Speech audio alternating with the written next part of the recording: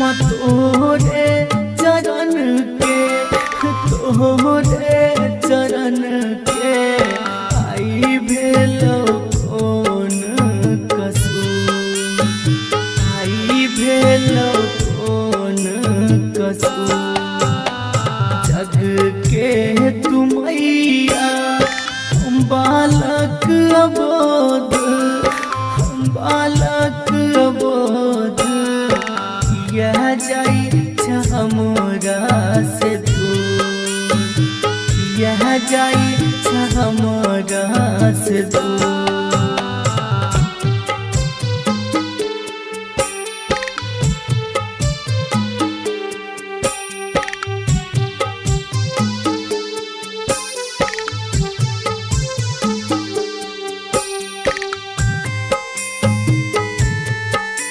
अखन अपने सब सुन रहल छी कंचन रिकॉर्डिंग के भक्तिमय प्रस्तुति।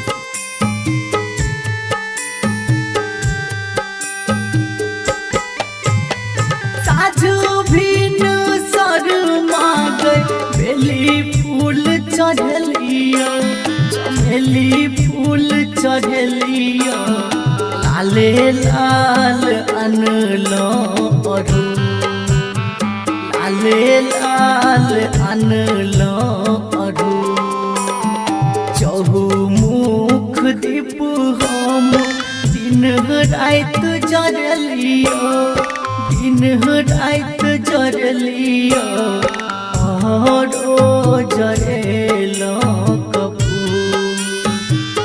यह जाई हमरा से दूर, यह जाई हमरा से दूर।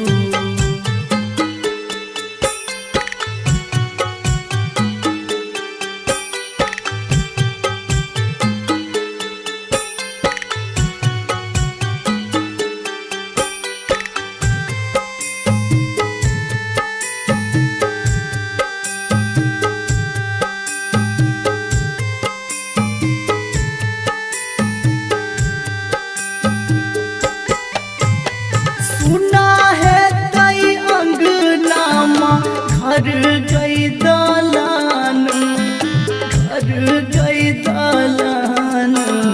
सुना लगतई चंदा चकोर, सुना लगतई चंदा चकोर।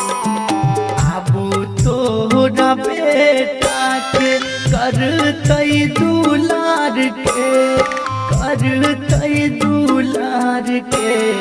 बनई नहीं माँ एहन कठोर, यह जाई हमरा से दूर, यह जाई हमरा से दूर।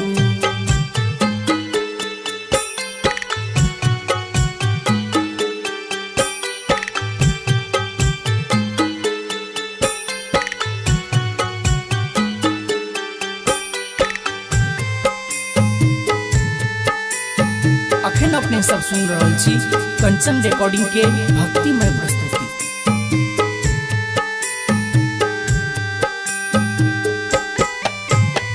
तोरा बिना जग में माँ कियो नहीं राघबू के, माँ कियो नहीं राघबू के।